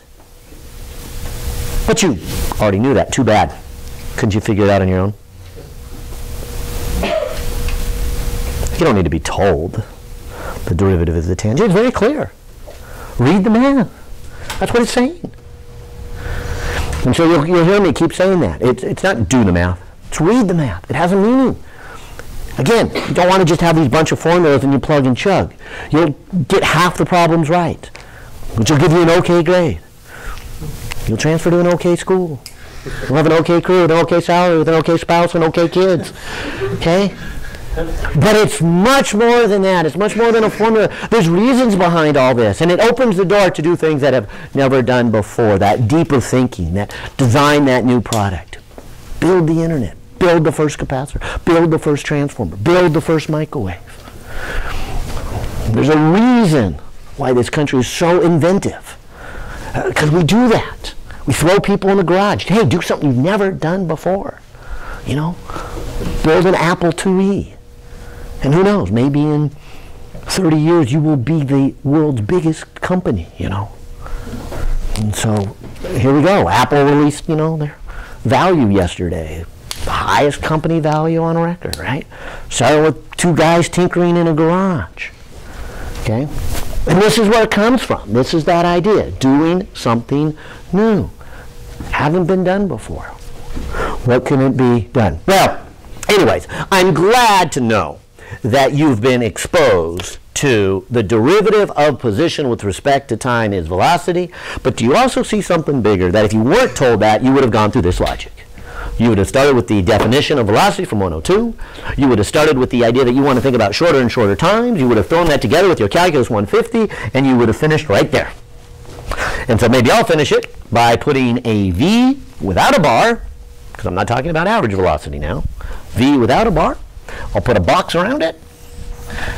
And you would have come up with that your own. And if you had never been told that the tangent is the derivative, you would have been able to look at a graph, think about the graph, move the points, just like Newton did, and said, well, another nice thing about derivatives, it gives you tangents. Although for us, that's not going to be that important. We're not doing much geometry, so tangents aren't that important to us. But velocity sure is. And so that's why we will be doing our calculus with our derivatives. I'll go you one better. Something that you didn't do in your calculus class. Are there any units in this numerator, denominator? Anyway, let's come back to what we did here in 102. In 102, if I was looking and asked you what are the units for velocity, had I never done it before, I would say, are there any units in this numerator? Yeah, distance. You would have said meter. Are there any units in this denominator? Yeah, you would have said seconds. So you would have said average velocity is measured in meters per second. So I ask you, what would the units be for instantaneous velocity? Yeah, maybe it's harder to see here, but come up one step. Isn't it just meters? Seconds? So yeah, there's meters here. There's seconds here. This really means a delta x. There's nothing different in terms of the units here. It's just that it's smaller. Instead of having a distance from here to Carpinteria, it's the distance like that. But it's still a distance, and so it still has a unit. So if you ever see this dx, it has units. It doesn't just have a number, it has units. And that's something I don't think you did do in your calculus. What are the units then with a dx? Just like a dt, does a dt have units? Yes, because it comes from here. So don't be surprised if we use this back and forth many times. We go derivative, we go to here, or we go from here, the thinking process, to the derivative. Well, that's the idea of the velocity. Let me continue on. Because again, not only did we do velocity in our first physics class, it was one of the first things we did, which velocity was this rate of how you're changing your position. We took another step and we said, well, maybe we're interested in how its velocity is changing. And we gave a name for it. And you guys know it, right? Yeah, we said, well, the next thing to do is to look at the acceleration. Okay, and so we said acceleration is this. We said the acceleration then is the rate at which the velocity is changing. And so we defined it this way back in 102. We said acceleration is the change in velocity. We put these symbols. Symbol for change in velocity, we put a delta v. Change in time, we put a delta t. So really the same thing that we talked about here. But again, I'll put an A for acceleration. But in 102, isn't this really a bar? Isn't this really the average acceleration? I mean, if you're looking at this and you say, well, this is my speed when I'm at City College, this is my speed when I get to Carpinteria, if you take that difference over that time, you're saying that is my change over a long period of time. It doesn't really say how I'm changing as, you know, I'm going through Montecito, right? So what would I do next? The derivative. Exactly. I'd go through exactly the same logic. I would take this beginning idea of acceleration that I learned in 102, incorporate it with the math I learned in Math 150, and I would say, what I would really like to know is not the average acceleration, so maybe I should put this is average, but I would like I did over here, this is that instantaneous acceleration. And what I really mean by that is I still am going to measure a change in velocity per time, but what I want to do is I want to measure it shorter time periods, not the 15 minutes that it takes for me to get to Carpinteria, but that femtosecond between a small rotation of the wheel and the next part of the wheel. What was my change in speed? Now granted, my change in speed won't be much, but neither will the time, and so I could have a large acceleration, which then is where the calculus comes in here. Because as I look at this logic, which leads me to the limit, I end up with a nice mathematical property called a derivative. Good. And so we've got the derivative. And so there is our second relationship, that the derivative of the velocity is the acceleration. And I suspect, I'm not 100% sure like I was on this one, that you even did those in your Math 150 class, did you? Yeah, so you did derivatives probably first, and then you learned about second derivatives, and you did accelerations. So again, I would suspect that you guys know that. But I ask you, could you have done it on your own had you never been told it? Could you take that physical description and think it through and come up with the calculus, even though you didn't start with calculus? You were led to calculus, which is again what led Newton into discovering calculus. Is he was kind of forced to it. He began to think shorter and shorter time periods. Now I'll take this one step further, because this is the derivative with respect to time, but we already said earlier that velocity was the derivative of position. So this would be the derivative of position. And I think you've seen this. What's this? Second derivative is, I guess, what I'm after, right?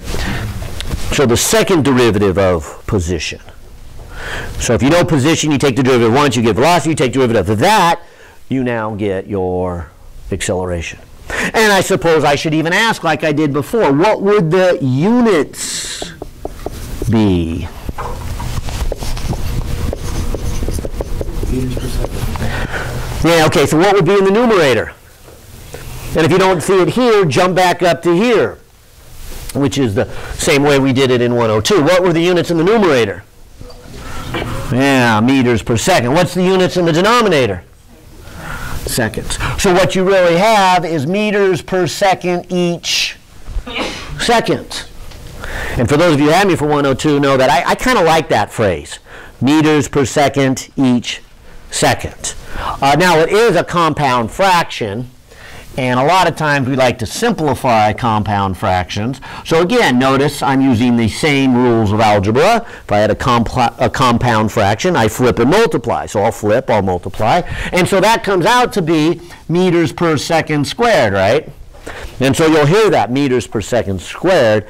And I got to admit, when I'm doing a calculation, I like the meters per second squared. It's compound fraction simplified. When it's simplified, it makes the calculations easier. But when I'm saying it, when I'm discussing it, I really like the meters per second each second. Because if I told you the acceleration is 7 meters per second squared, does that mean anything to you? What does 7 meters per second squared mean?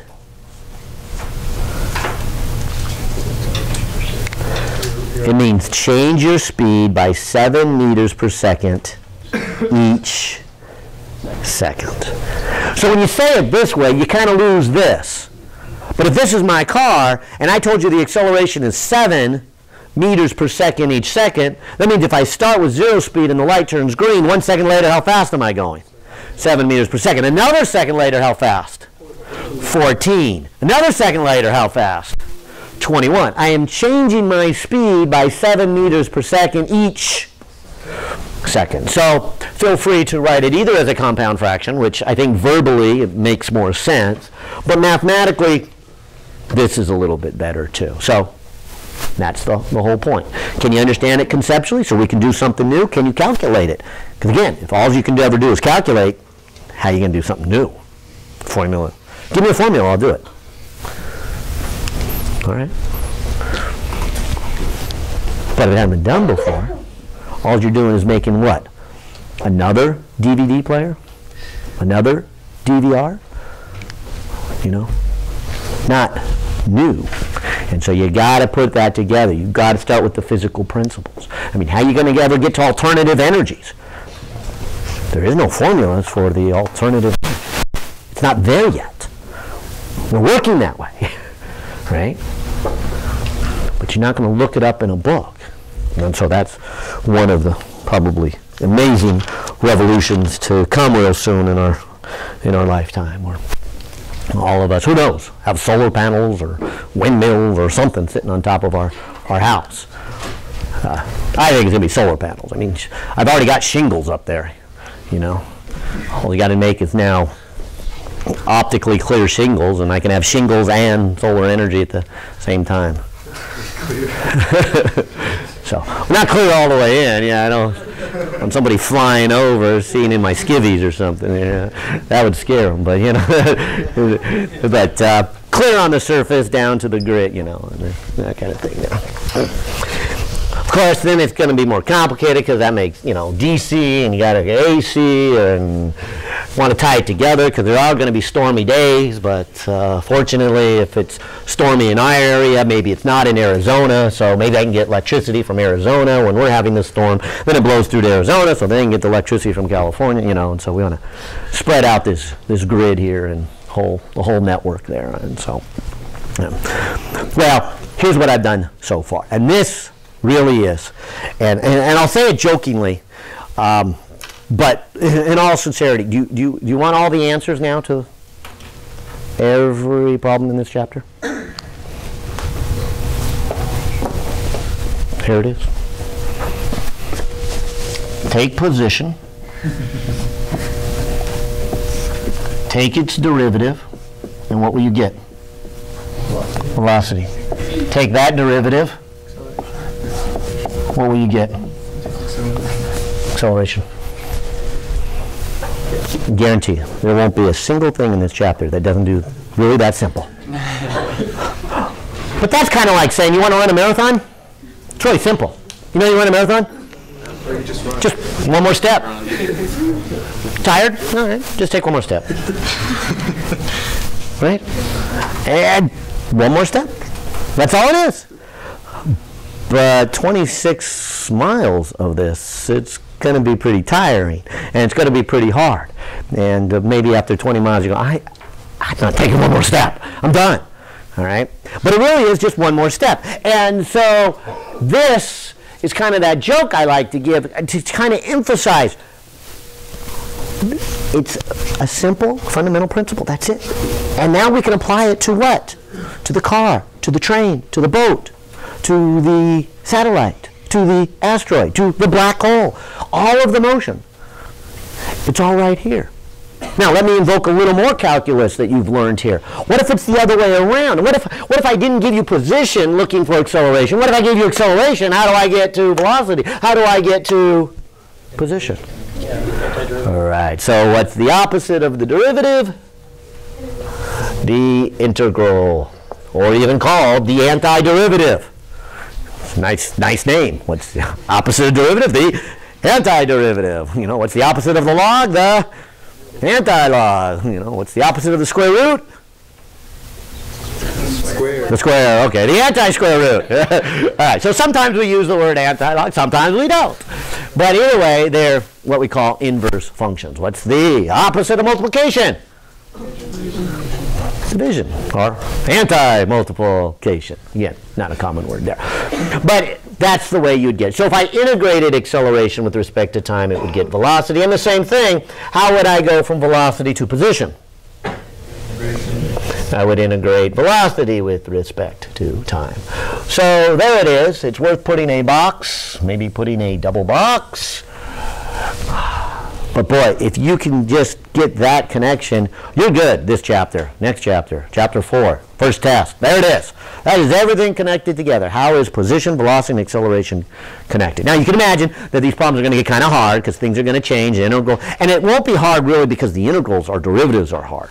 The integrals and derivatives you did in Math 150 are far harder than the ones we'll do. Will be simple integrals. The hard part will be figure out I'm supposed to take an integral. Really. You'll look at that for a while and you'll come into the lab and say, you know, I'm just stuck on number 7. I don't know where to begin. Oh, all right, let me show you. And I'll put a little integral symbol. Oh, well, is that it? Is that integrate? Well, why didn't you say integrate? No, that's the problem. I don't want to say you're supposed to integrate. You're supposed to figure out you were supposed to integrate. It's not that the integral was the point. The point was think about what an integral is. Think about what a derivative is. That's the idea here.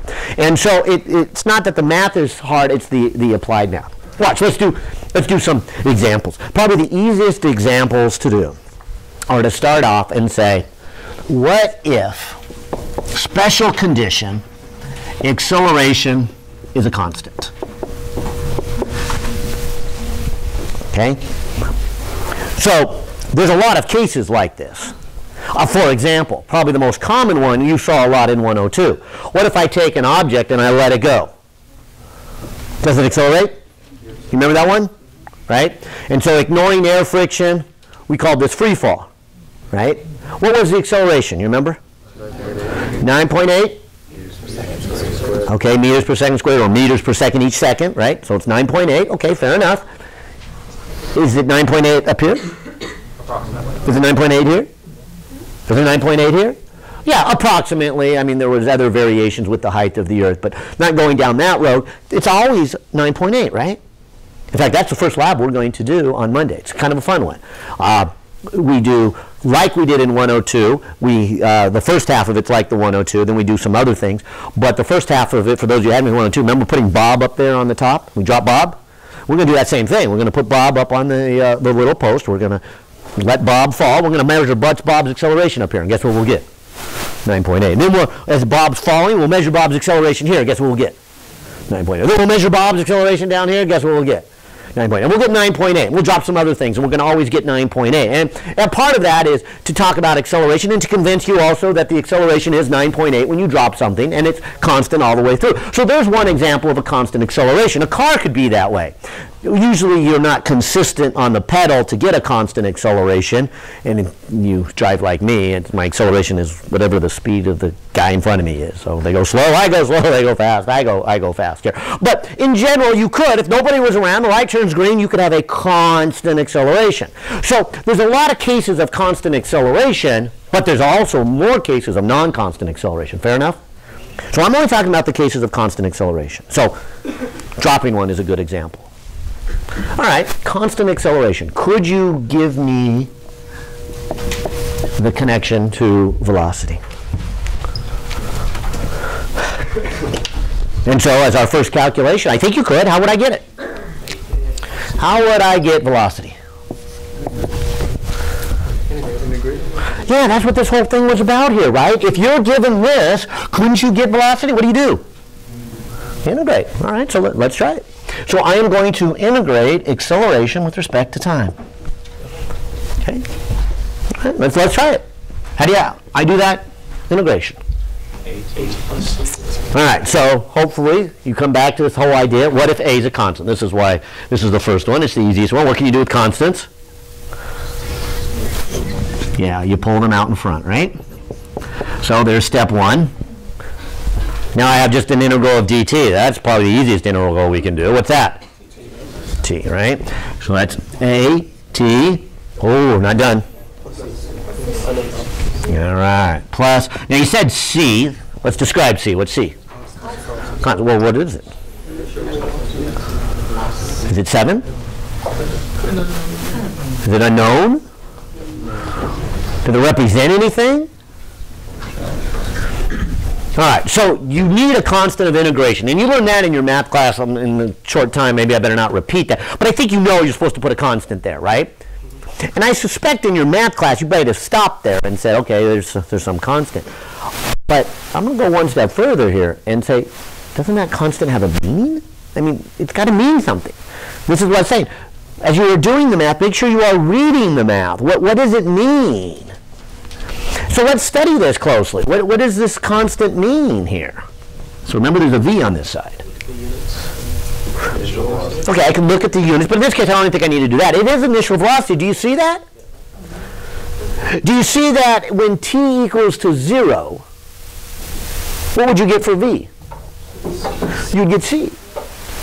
So what you're really saying here is c is the velocity when t equals 0. That's what that equation is telling me. So at this point, it would probably be appropriate to give it a name, to give it a symbol related to its meaning. Don't just leave it as a c. And so, as you guys said, initial velocity would make a lot of sense. And so I will then put it as v sub I for initial velocity. And since I trust you did read this before you came, you will notice that your author lists it with initial velocity first, then acceleration times time. He even calls this our first kinematic equation. Great equation. Is it worth memorizing, I wonder? You just figure it out. No. Yeah, should we derive it? Should we memorize it? My first reaction is no, that wasn't too hard to derive. Although my second reaction is, that's not that hard of equation. My next reaction is, but it's kind of limited. Is it good all the time? So what's it limited to? Yeah. So if I had a non-constant acceleration, I wouldn't want to use it, right? So for that reason, maybe I shouldn't memorize it. But then my next thought is, aren't a lot of the problems we do going to have constant acceleration? And you may not know that, but the answer is yeah. So, hard to tell, and people have different approaches, but I usually tell students this one probably is worth memorizing. This one, it's easy to memorize, even though it is limited, and it's not really that hard to derive again. We are going to use it a lot, and it's not hard. So, I don't know, maybe this one is worth memorizing. It's one of the two I was talking about that maybe it's worth memorizing for the first test. Your choice. But my point is this. We're going to get more and more and more. Don't memorize all the equations. At some point, it makes no sense. You're missing the idea that you're going to derive it. So this is the fundamental idea. This obviously led to that equation. Now, I think there's just enough time to do the second one. Could I get an equation for position? How would I get it? Position would be what? It'd be the integration of velocity. I heard somebody say integrate twice, but I already did it once, so let's not do it again. So I already started and then went from here to here, and that gave me this equation. So now that I have it, let's integrate yet again. All right. So here's my integral. The equation for velocity is initial velocity plus acceleration times time dt. So here's our second integral. A little harder than our first one, but hopefully not too hard. You add two things. How do you do an integral where you add two things? Yeah, they separate apart. They're what we call in math linear functions. So we can separate it into two pieces. Can't do that with everything. You certainly want to do that with a trig function, but this is a linear operator. What's this one come out to be?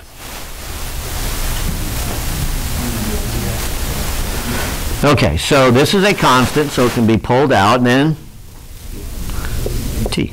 Anything else? Plus C.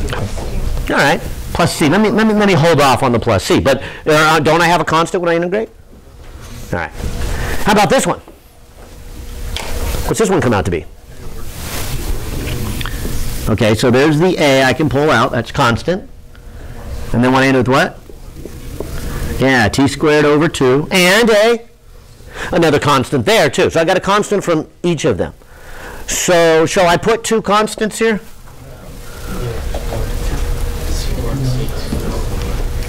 Just distinguish. I mean, what's a constant plus a constant? Some other constant. So I don't know what the 2 are. You put them together, I got the sum of the 2. I still have some constant. So hopefully that made clear to you. There's no point in me putting 2 constants up there. I did the first constant there and then read it to see what it would be equivalent to, which is where that one came from. Now I do an integral again, and technically there's 2 integrals, but like I said, a constant is just some constant. So I'm just going to write it as a second constant. But again, don't stop there. Think about this. What is this one saying to you? Even if nobody has told you, and I have a feeling you may have seen this one before I did it, and I have a feeling you might have seen this one before we did it. But make sure you see the logic. How can I figure out what this is? What would I do? Yeah, study this. Read this. Read the math. What if time equals to 0? Yeah, what you're really saying is if time equals to 0, that one would go away, that one would go away. What you're saying is the position is this constant. So this constant has a meaning. What is its meaning? Yeah, this is its position at time equals to 0. Right? That is where it is located at time equal to 0. So we might as well give a symbol for it. Just like we did back here to help us. Instead of leaving it as a C, we interpret what it means and we give a symbol. So let's do the same thing. We'll put it as an X with an I. And say, look, it is its position, X, at time equals to 0. It is its initial position. So when we put this all together, we have X equals, and I'll write like your book, they write the initial position first, then they put the linear term, then they put the quadratic term, and calls this equation 2. And then poses this question. Well, nice equation, useful at times. Should we memorize it? Well, it's really kind of the same answers I had here. I mean, couldn't you work this one out from this? So in that sense, I'm thinking, oh man, no point in memorizing it. Also, isn't it limited to only when the acceleration is a constant? I mean, that was part of this equation. So it's, I don't know if it's kind of limited. However, we do a lot of constant accelerations, and it's really not that hard of a formula to memorize. So I like to say, yeah, I think this is the second one worth memorizing. So some of you, like I said, are back here going, no, I'm not going to memorize any of those 2. Fine. Some of you say, I'll memorize this one and then just integrate. Fine. Others, I'll memorize these 2. Fine. But we're going to keep going with this. We'll run out of time here for now, and I'll stop here. But couldn't this lead to this, lead to this, lead to this? And at some point, I would say, don't make a long list and memorize them. Use it for that case as we get more specific. Memorizing one equation for a specific case is just a recipe to apply that at the wrong time and get the wrong answer. Will these lead on to other more complicated equations? Yeah. So Yeah. with more integration and more... Right. Right. Right. How far would you go?